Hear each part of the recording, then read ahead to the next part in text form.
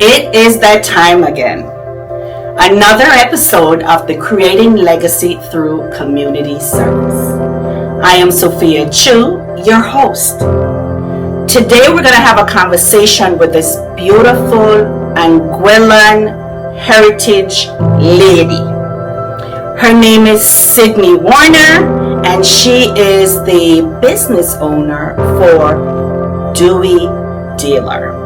I want you to hear her story, kind of let her story seep through your brain, as she is a third generation American with ancestry in Anguilla. She's going to tell you a little bit about herself, her business, her connection to the Caribbean community by way of Anguilla, through New York to Michigan. So stick and stay. Make sure you subscribe, share, and tell everybody about our story as we continue to inform you on creating legacy through community service. I want you to tell the people your name and your place of birth. Yeah, so I'm Syndi Warner, and I was born in Ypsilanti, Michigan. So I've been in Michigan my entire life. Yeah. But I know you have some birthright connections to the Caribbean. Yes. Tell us about your parents. Yes. And I want you to delve a little bit into the Caribbean parents. Yeah, absolutely. So my mom is from all the way over here, tiny little town. And then my dad's family is Anguillan. So he was actually born in New York. But my grandpa was born in Anguilla and came over through Ellis Island when he was 3 or 4 years old. Wow. Mm-hmm. So that's some serious history, because I thought it was your dad that was born in Anguilla. So how much of the history have they shared with you about that journey, right? Your grandpa coming, why they decided to come, your parents, you know, your dad being raised here, and then your connection back to Anguilla. Right. So growing up, the foods that we would eat had a lot of like Caribbean, you know, foods, spices, all of the things. But it was kind of interesting because I feel like my great-grandparents, who then brought my grandpa and his siblings over, were, you know, very like culturally proud. And then I think along the way, the idea of assimilating into America was more so the vibe, I guess. So from, it was easier, really, from bullying and so on. Right? Exactly. So my grandpa was the main one who really taught me a lot about Anguilla and Anguillan culture, mainly because, you know, he has the closest tie there. And then my dad grew up mainly in New York, but they moved to Michigan to work for Ford. So my dad grew up mainly kind of half in New York, half here.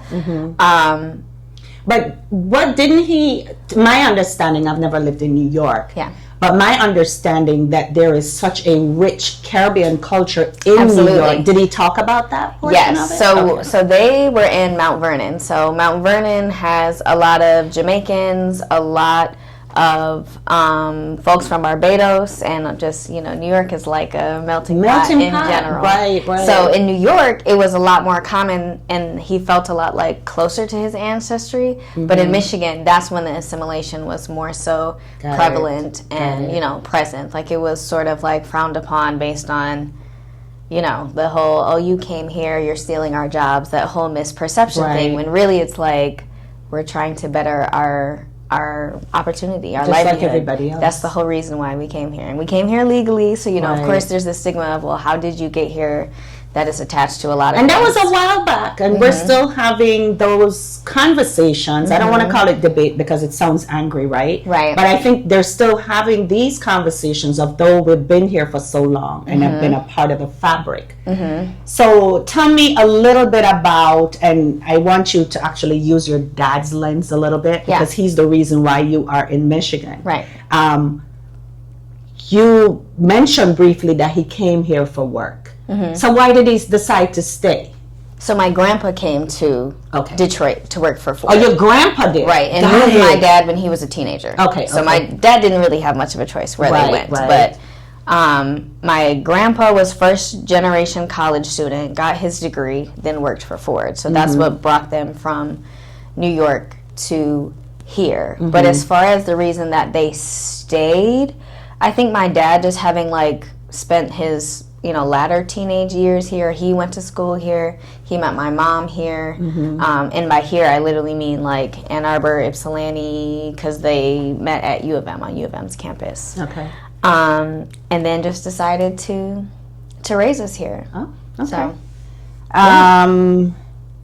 have you gone back?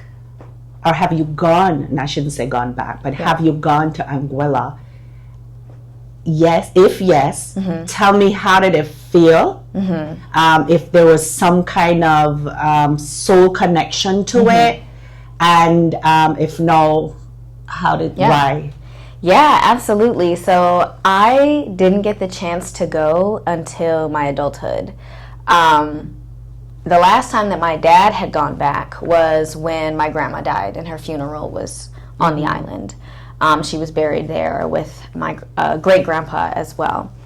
But I went for the first time when I was 23 years old. I'm 27 now. Okay. So it's kind of difficult even just to get to Anguilla. You have to fly to St. Martin, and then you have to take the ferry from St. Martin to Anguilla. Although I think literally 2 weeks ago, there's now American airline direct flights to Anguilla. Is there really? Yes. This is a very recent development. Okay. But I haven't.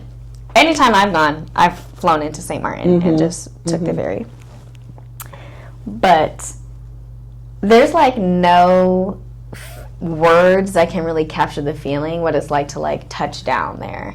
Just to get my feet in the sand and knowing that it's my ancestral land. You can it's bliss. It's just such an overwhelming sense of calmness, and I feel really comfortable and attached to the water. I was a swimmer when I was growing up and through high school and everything, so being in the water and being in the ocean, there's just no better feeling, honestly. Yeah. Do you still have family there, cousins, or how did they receive you? So I stayed with them. Okay. So it was really nice that I was able to stay with my cousin Bonnie in his house. And my cousin has a rental car company there, so I was able to rent my rental car through him, and he hooked me up with a driver's license and everything there. Caribbean people hook her up with a driver's license. All right, now. Yes, absolutely. So yeah, and then they gave me a little tour. So my great aunt, my great grandmother's sister, her house is still there. So the first time I went to her house, we had just eaten somewhere, and you can't show up and there's food and you not eat. And you not eat. Right. Yeah. So then I got a second dinner that day, and it was amazing, and super receptive. Questioning why it had taken me so long to get there, of course. Right. But yeah, I think the flight from Detroit there is I don't know if I've ever seen it less than $1,000. So it's super expensive. Absolutely. Yeah, because I was mentioning to you, I went to St. Martin. Sorry about that. I went to St. Martin, and one of the reasons I was even intrigued was because the conversation that I had with you about Anguilla, and it was on my list to go to Anguilla, but I didn't make it. But I'm going back, right? Yes. So, have you been to any other Caribbean countries? Yes. So do a comparison for us. Oh, what do you think of your homeland versus? Right. Well, of course I'm biased. Of course you are. Of course I'm biased. We have the best beaches, definitely. But I spent 3 months in Trinidad and Tobago doing some health research there when I was in college. So I would say that's the island that I actually had the most familiarity of because I was there for so long. But I've also been to Puerto Rico. I've been to St. Bart's, to St. Martin. I've been to Jamaica. I've been to the Bahamas, and then I think that's it. Okay. So, did you see any similarities amongst the people themselves? I know our foods are very similar, right? Right. But now, because I know the kind of work that you do when it comes to analyzing people, did you see the similarities? And if similarities and differences, which seem to be stronger? Are we more alike or more different? I would say, well, first, Anguilla's population is like 8,000 people. Right. It's 3 square miles. But it's pretty. It is. It's gorgeous. But because it's small, it's very like, I mean, the Caribbean in general has a very different lifestyle than here in the United States. Like, much more laid back, you know, you come in and you go.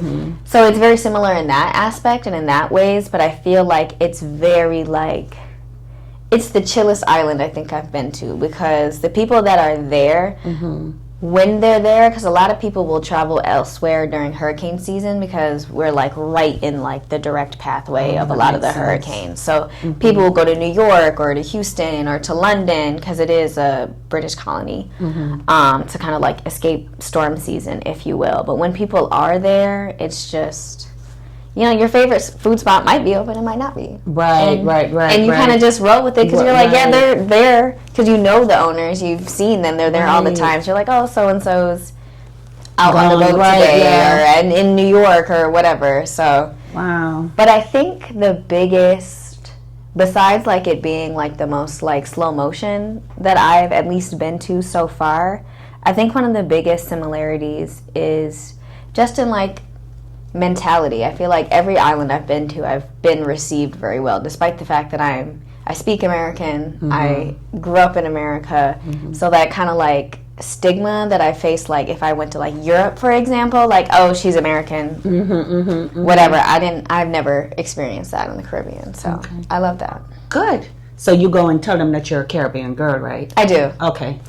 Of course. Because that's what makes them receive you like that. Because you know, when I go to the Caribbean, my Jamaican accent comes out by design. Yeah.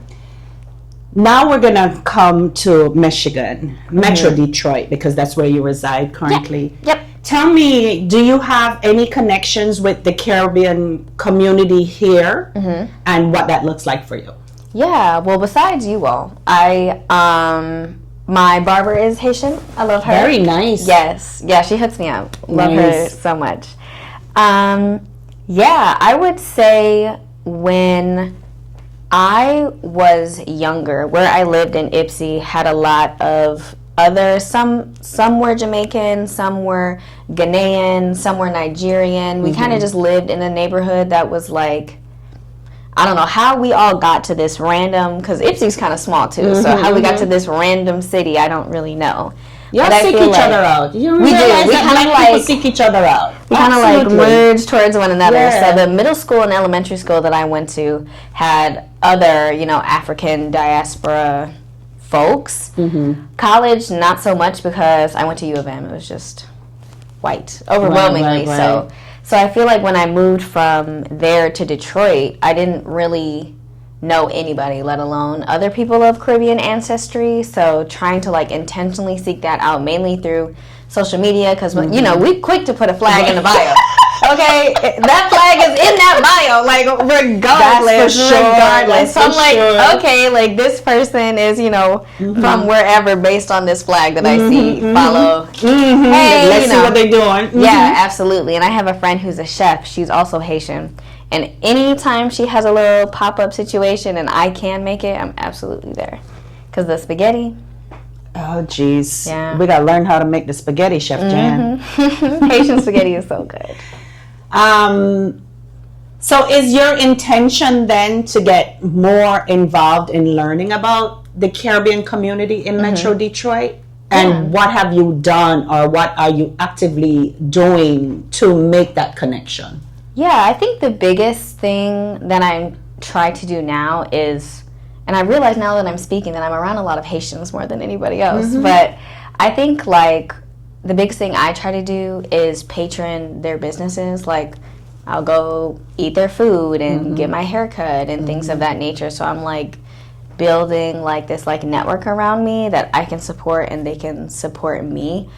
As far as like history wise, I still feel like to some extent, like I just learned last year that Anguilla was able to like basically fight off and earn their own independence in like this like crazy way. And I was like, oh, I didn't even think to even think about how they gained independence and Right. X, Y, and Z. So I feel like I'm still first trying to learn more about like my people specifically, and then kind of like expand and go out from there. So how would you teach somebody about your country? What does that look like for you?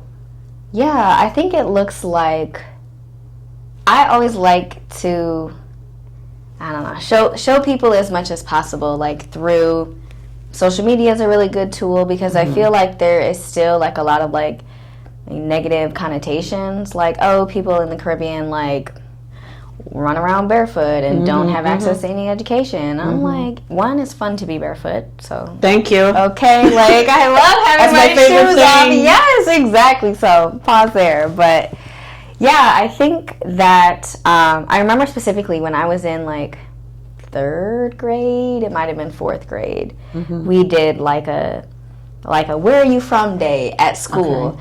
And my dad had like secretly like stolen my grandma's Johnny cake recipe, because she did not want to share that thing at all. So my mom and my dad were trying to figure out like the exact right recipe to make these Johnny cakes so I could bring them into school. So yeah, I think food is a great way to like show people about like your culture and introduce them to new dishes. And you know, Carnival is also a great celebration. So bringing people into like that light. Like my cousin just got married and she had still walkers at her wedding, and I was like, yes, and everyone had our flags. It was just so beautiful. So I'm like, yes, exactly. You have This to is how be you show very people. deliberate about it. Yeah. Yeah. I want you to tell us about any organizations that you're involved in and why. And they don't have to be Caribbean organizations. It can be, you know what I mean, whatever in your social space, and why you're attracted to doing work in those organizations. Yeah, absolutely. So I am in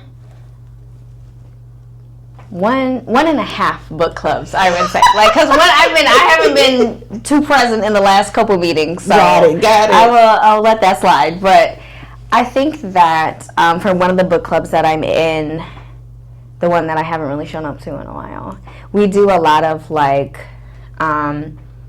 intentional reading. Like the books that are picked out are, like, for example, we read like the Book of Juju by Juju Bay. So like things that will kind of help us connect to our ancestors, which I think is super important regardless. So I love being around that space of people who are super receptive to, you know, the like non-traditional, non-traditional for most Americans, I would say. And spirituality aspect of it too, right? Just to Exactly. understand why we think the way we do based on Exactly. our spiritual connections to our ancestors. Yes, and I love to be in that safe space where we can sort of like come into our identity, whatever we may identify as. It's a really nice place just to be like, you know, we have our little tea, we discuss our book of the month, and it's just great because we get So to do you just push commune. Caribbean writer books? I think some of them are. I don't pick the books. Okay. So, You're going to have some, yeah. because we sure. have a bunch of great writers. Yeah. Well, Yeah. you give me a list, I'll share Okay. it. You know I will. Any other organizations outside of the book club? Yes, I just became a recent member of Boss Blue. Okay, what's that? Boss Blue is a nonprofit. Yes, thank you. That basically is like, it's in one of the old historic houses in Midtown. Okay. And it's specifically for women and non-binary people. Okay. And it's the place to commune and learn. They have like workshops all the time and happy hours and social gatherings. And it's very entrepreneur forward. So Very there's a nice. lot of Yeah. like business women that will come in and speak. The lieutenant governor was there last night when I was there talking Okay. about whatever he was talking about. I missed what he said. Yeah, But, yeah, so that's a really nice space to be in because I feel like most of the time when I'm around, like no shade, but like people like my own age, I feel like there's a lot more that I can learn from people who are older than me and more experienced than me. So Right. I'm glad that I get to be in like both of those spaces, so I can still like be amongst like my peers, like in the book club and things of that nature. But I also get to learn from people who are more seasoned. And understand what life is that. about. Yeah. So I know that you have a business. Yeah. I want you to tell us about your business. What's so unique about that business? Why you chose that business? Okay. And how it's doing. Yes. So my formal, like my actual like LLC name is Sewn by Sid because I sew things. It's pretty self-explanatory, honestly. But I wanted something that was like more catchier, a little bit more to the point of what I actually create. So in November of this past year, I rebranded as the Duey Dealer. Duey being short for do-rag. And I primarily specialize in hair protection products that I make myself, like cut and sew, from pattern design to so much research I did picking out like good quality material that's not full of a bunch of toxic chemicals and actually comes from, you know, it's not from a sweatshop or what have you, to the actual creation of the pieces. And what was the other part of your question? What's so unique about your business? Oh, yes. Well, part of the uniqueness is the fact that it's made by hand and not like manufactured. But the other part, and what I'm really... It's literally made by hand. She travels with her sewing machine. I do. Have you pick the colors that you want. Yeah. The way you want it done. Yeah. She sews while you go elsewhere. And then when you come back, your product is ready. Right. So she's very literal when she says she sews by hand. Yes, which I think is like a fun experience for people too, because you get to pick your colors, you get to feel the actual fabric, you get to stretch it, pull it, you can try it on to make sure that it fits. Because there's nothing worse than a bonnet that falls off in the middle of the night. Can I tell you? They be running away. Can I tell you? Yeah. I remember when you did the festival last year in Pontiac, and there were those two cute little girls. They were so cute. They were so intrigued with the whole process that you were going through. They stood there the whole time. The entire time. All 30 minutes. It was so cute. Oh my gosh. Yeah. So you are doing the festival again this year? Yes, absolutely. Okay. I've already submitted my deposit and everything. Oh, see? That's how we do business. Yes. So tell them how they can get in touch with you, how they can order your products, and if you're doing any pop-ups or anything. Yeah, so there are two sort of main ways that you can get in touch. Well, three, I guess, because you can reach out to me by phone. I'm very active on Instagram. My @ is the Duey Dealer, so TheDueyDealer. And my website as well, which is www.thedueydealer.com. Again, DUEY. And yeah, if you are looking for a more custom piece, because what I'm really trying to push forward more is there's a lot of stigma about wearing bonnets and do-rags in public. In the U.S. Yes. Yes. I thought they got over that. No. But I'm trying to help people get over that. That's part of my mission. And part of the reason why I wanted to do that specifically is because I've battled with polycystic ovarian syndrome. So my hair was falling out. And I went to my Nana and I asked her, like, what do I do? And this was a couple years ago. And she was like, well, you need to wrap your hair at night. And again, I was like, I'll wake up, my bonnet's downstairs making breakfast. Like, it's just nowhere to be found. The bottom of the bed. Yes, exactly. So she's like, well, you know how to sew. You make some. And I was like, okay, let me do that. But I still had this bald patch regardless of if I was at home or outside. And we feel so strongly about our hair. It's part of our identity.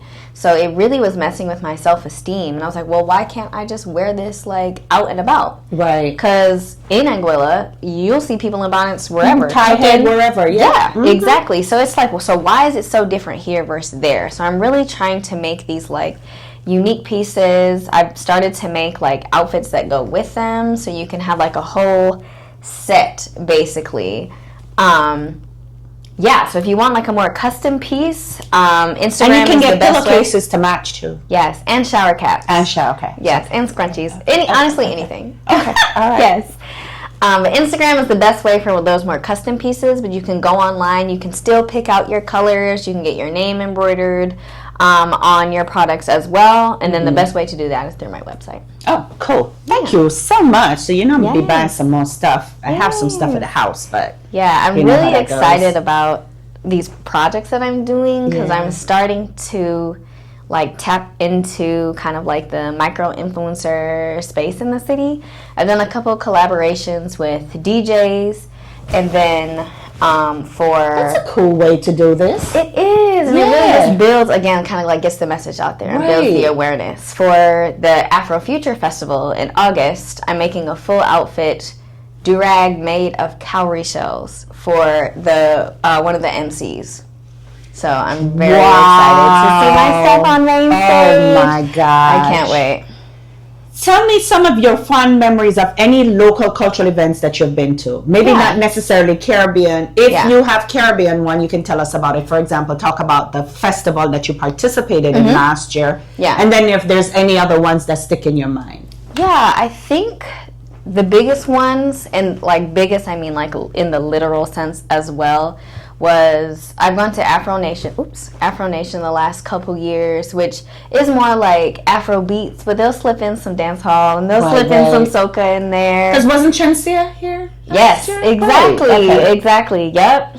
And then there is this organization called Jerk and Jollof, and they'll like have parties all around the city, so that's super fun. You get to meet a lot of people there as well. And then the festival last year was really great because, you know, people get to just commune and come out and try a bunch of different food places and just, you know, again, if they come to my booth, they can get something. It's a whole experience. Coming to your booth was a whole experience. Yeah. Why do you think it's so important to stay grounded in community, in your community? And you can explain to me what your community means to you and why do you think it's so important to stay grounded?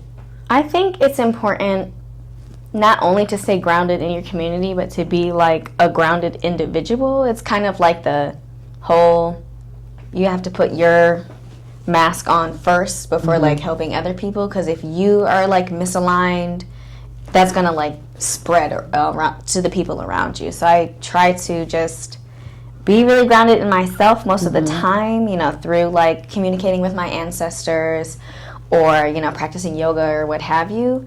But as far as like being in touch with the community, I think like if you isolate yourself, what is the purpose of life? Like, I don't know. Like, if you are able to build like these networks where you can go to somebody and you can get a haircut or you can get a meal or you can have someone help you.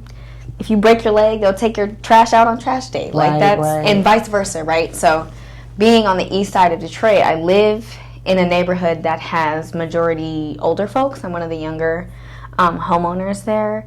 And like even just on that level, like the block alone, it's important to like create those bonds with people. Like if I go out of town, one of my neighbors is like, I put your package in my garage, and I'm like, thank you, girl, because you know. So I think that like having those bonds with people like almost like increases your humanity. Like it makes you more human because you have those emotional connections. It makes you vulnerable at the same time, but I think that there's a lot of beauty in that still. I agree with you. Yeah, instead of being fearful, right? Almost putting yourself out there to release some of your fears. Yeah. And when you almost act fearless in certain spaces, you open yourself up now for more love from others. Exactly. You know, and vice versa. Yeah. What goes around comes around, absolutely. Like tenfold. What are your hopes for our community? And our community, I'm talking about Caribbean community, when we think of being in each other's space, being supportive of each other, learning and teaching about each other. What are some of your hopes for our community? I guess I would like to see us more like interwoven. I think that part of like colonization, honestly, intentionally has like, I mean, the whole point was to separate us, right? So I feel like there's a lot of effects of that still today, even just like if we're going back to New York as an example, you know, there's a pocket here of Jamaicans, there's a pocket here of Haitians, there's a pocket here of Trinidadians, and they may not necessarily interact with one another. I would like to see maybe that more per se. I think that every Caribbean person that I've met is very proud of where they're from. But that doesn't have to come at the expense of like hating on another island or you do this other practice, we don't do that over here, or you say rice and peas, I say peas and rice. Right, exactly. Like, oh my gosh, like it's the same thing. It's rice and it's peas. Exactly. That debate alone can be very such a divide. And it's like over this dish is so silly. How do you think that can be done? What would you, if you were to dream about doing a project that brings our community together, how do you think you would do that? Like I said before, I think food is a great way to get to people, especially if that food comes at no cost to them. Like a catered event or something like that, I think would be that's the first thing that comes to my mind. But I think that another important factor would be the celebration of it all. Like maybe I'm just trying to think of like an event specifically. I'm like, oh my gosh, they can be on this day and at this time. And I know, right? This Independence Day, that Independence Day. Yeah, we can work that out. But I wanted you to put on your thinking cap to kind of see, we want to get together to get rid of the stigma that we're so different from each other, right? Right. What does that look like? Because remember when we did the cultural sensitivity toolkit, we did it around empathy, education, and engagement. So now we're at the engagement part of it. How do we now flush that out? Now that we have connected, we've learned about each other, how do we stay connected? Right, exactly. Well, I think it's multi-generational as well. Because I feel like, again, and this is just me calling out my own great-grandmother. Like, she did not want to share that recipe. Do you not want us to carry on your legacy, your recipe? She's like, no, and there's a lot more that goes behind it, right? So much had been taken from her. She felt like this is mine, right? But I think that, like, especially in like the storytelling purposes, like, and she died when I was very young, so I wouldn't have been able to really retain a lot of like her lessons that she could have bestowed upon me. But I think that those who are still living, like, taking on that responsibility of passing down tradition, even if the younger generations reject the tradition, at least letting it be known, I think is super critical, especially if you're third generation like I am. So. That's a great point. And just circling back to, I had a conversation with a young lady named Sadie yesterday, and that was one of her things is the intergenerational gap that there is, right? The elders that are here that's supposed to pass this stuff on to us, they're gripping it so hard that one, our children and our children are either losing interest or just fed up. So I know there's a handful of younger community members that want that knowledge, that are forcing these elders to give it to them. Even almost argumentative, right? Are you going to die and not teach us this kind of a thing? Yeah. So I'm hoping that this is something that we can continue to discuss and then put a plan together. How do we now encourage them to give us the information instead of trying to drag it out of them? Right. You know what I mean? Yeah, absolutely. So do you have any final words before we close out? Well, one, I'm just grateful to be here and see you guys again. That's always a pleasure on my end. But I guess the sort of thing that I would like to leave into the universe, I guess, is just my gratitude for the people that I come across and that I come across in the future. So absolutely, that's great. That is great. It's so interesting how we met. Yeah. And how, that circle continued to grow because of the other people that we have brought into this space. Exactly. So I thank you again for your time. I thank you for your hard work. I thank you for coming looking good, girl. Oh, thank you. Representing Anguilla. Yes. And I hope we keep in touch because I want to pick your brain on how we can plan an event. Yeah. Intergenerational event to make sure we have different people from different Caribbean countries in the space willing to share. Absolutely. I would love to do that. Be vulnerable. Yeah. All right. Okay. So until next time, peace.